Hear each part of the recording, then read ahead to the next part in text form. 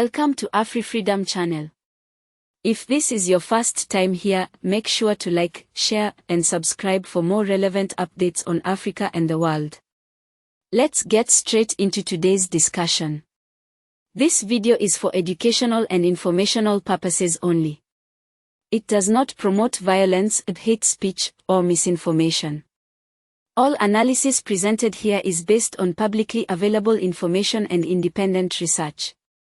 Viewers are encouraged to think critically and share their perspectives respectfully. Across Europe, particularly in France, tensions are rising as a direct response to the shifting dynamics in Africa. For decades, France maintained influence over many African nations, especially former colonies.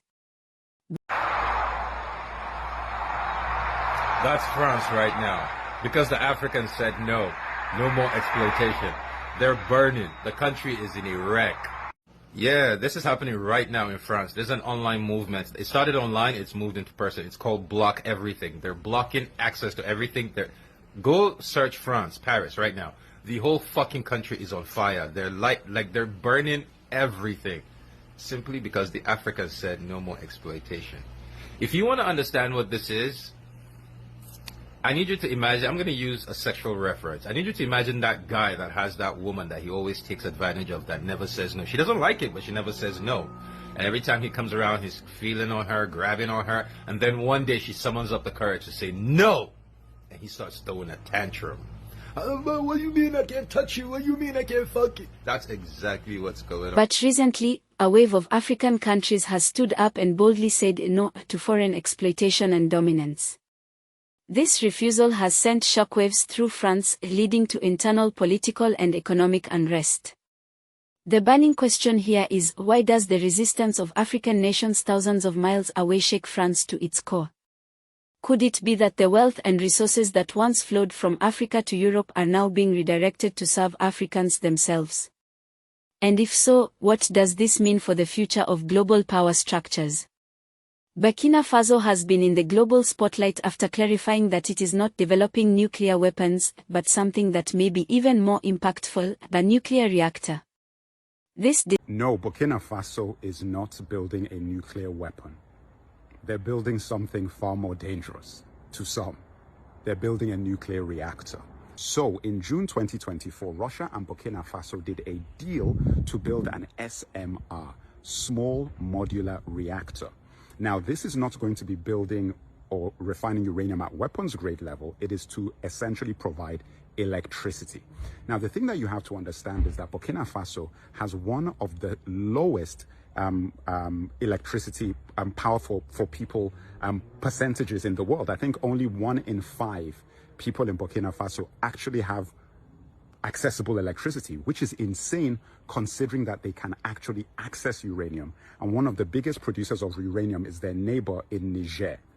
So prior to this, and something that I also reported on, was in 2023, they actually did, Rosatom, the Russian power company, did a deal with all 3 nations, Burkina Faso, Mali, and Niger, the 3 nations in the Sahel Alliance, who are already actively disconnecting themselves from France, because France had been heavily involved in those countries.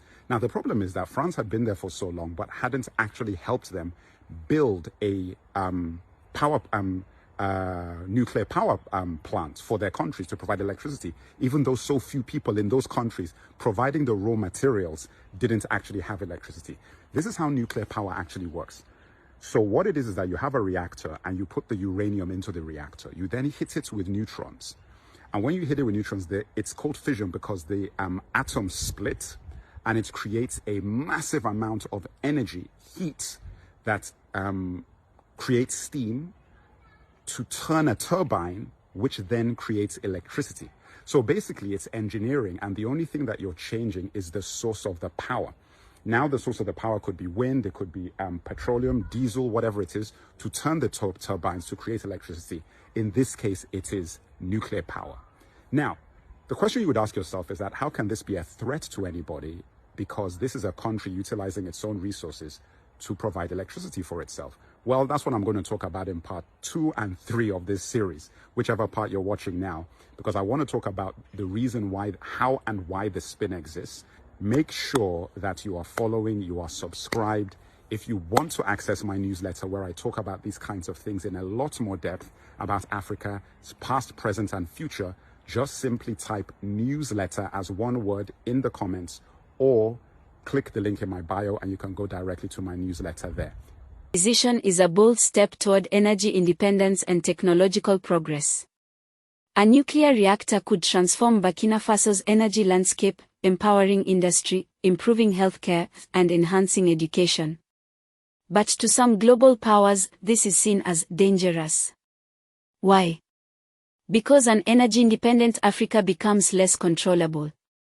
General Mkwanazi's allegations. He is the first witness to testify at the commission. He is KZN Provincial Commissioner, and he claimed that Police Minister Senzo Mchunu meddled with investigations into political killings with none other than Deputy National Commissioner Shadrach Sibia, guys. Now, Mkwanazi claims that Mchunu and Sibia tried to shut down the KZN Political Killings Task Team for shady political reasons. Sibia did take away 121 live investigations from the task team of Mkwanazi and did nothing with them for months. Those were returned last week, and Mchunu has been placed on special leave by one of his closest allies, President Cyril Ramaphosa, people. Mchunu was crucial to Ramaphosa's rise to power. Now, Shadrach Sibia was made to stay at home by National Police Commissioner Fani Masemola, and just this weekend, Masemola also suspended Shadrach Sibia. But wait, Sibia has also accused General Mkwanazi of not pursuing the AKA murder investigation. You following? We got so much further to go. Now, Police Minister on special leave Mchunu was already in trouble, but now looks properly dodgy because it turns out he was offended by a TikTok video made by a comedian called Anton Taylor, and next thing, the Hawks were raiding Anton's house. What the heck, as Tyler would say? Over jokes. What is this? America? North Korea? America? Now, there's currently no evidence that Mchunu pressured the Hawks to raid Anton's home, but what else could have made the Hawks do that?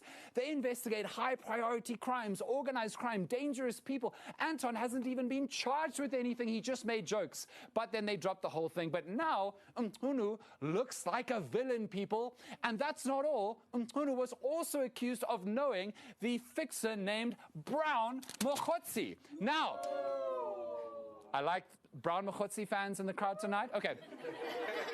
Mchunu denied knowing Brown Mokhotsi at all at a meeting earlier this year, but has now admitted that he knows him as a comrade, but not an associate. What's the difference between a comrade and an associate? He hasn't told us yet.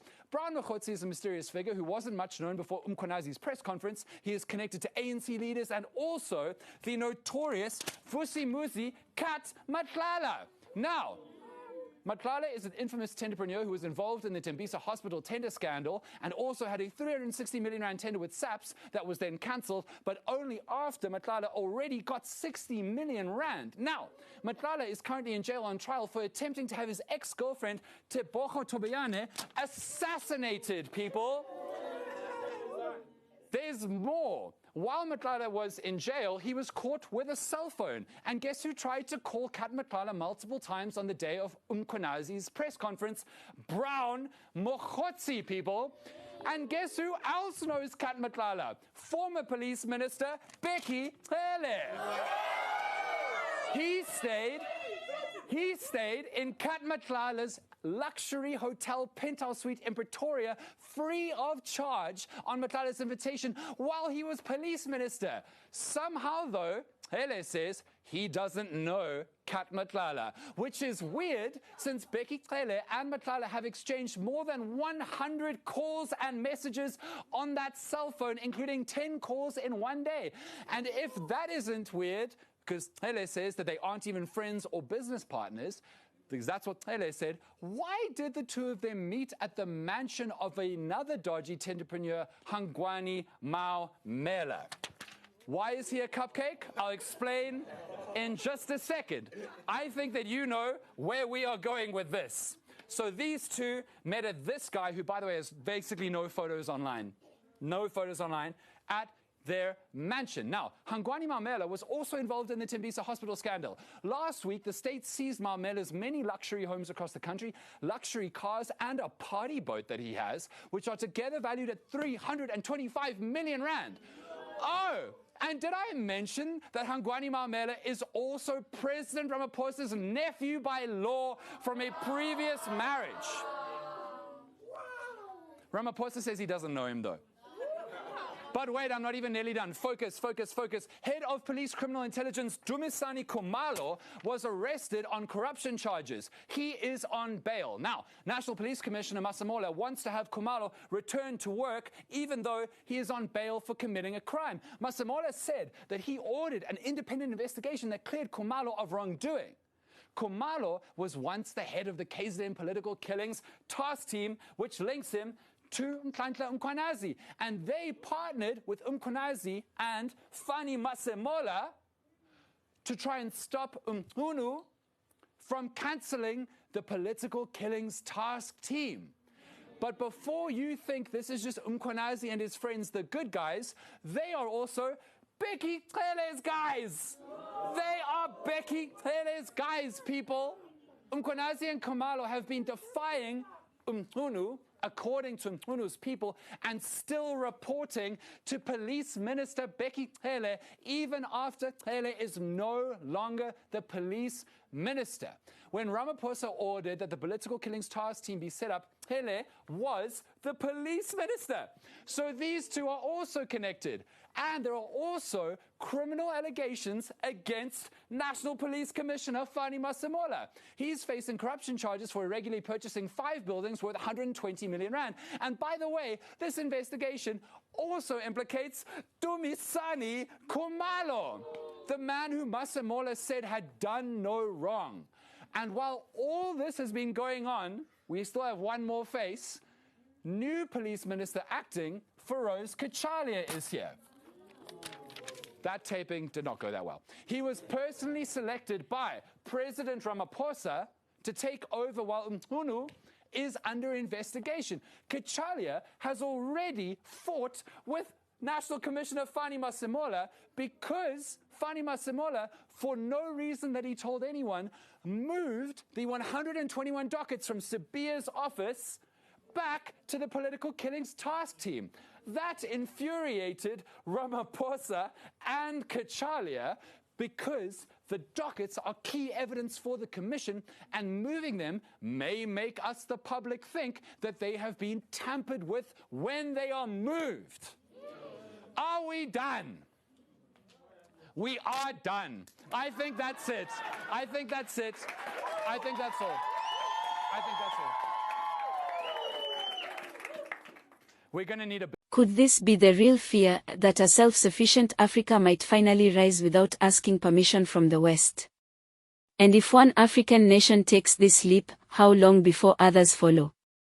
When we piece these developments together, we see a pattern: Africa is redefining its role on the world stage. What was once considered impossible is now unfolding before our very eyes. From the rejection of foreign dominance to groundbreaking strides in nuclear energy, the message is clear: Africa is no longer willing to be a passive player in global affairs. But this raises a critical question: are we, as Africans and global citizens, prepared for the challenges and opportunities that come with true independence? And what role will ordinary people, not just governments, play in shaping this future? The winds of change are sweeping across Africa and the world. France's turmoil, Burkina Faso's bold vision, and the broader shifts in global power all tell us one thing: the future is being rewritten before our very eyes. This is not just Africa's story, it is a human story of courage, resistance, and the pursuit of freedom. Let us reflect deeply: will we stand as witnesses, or will we be participants in shaping this history? Stay with AfriFreedomChannel as we continue to bring you thought-provoking insights and critical analysis. The struggle for freedom is the most powerful force in the world, then freedom always wins in the end.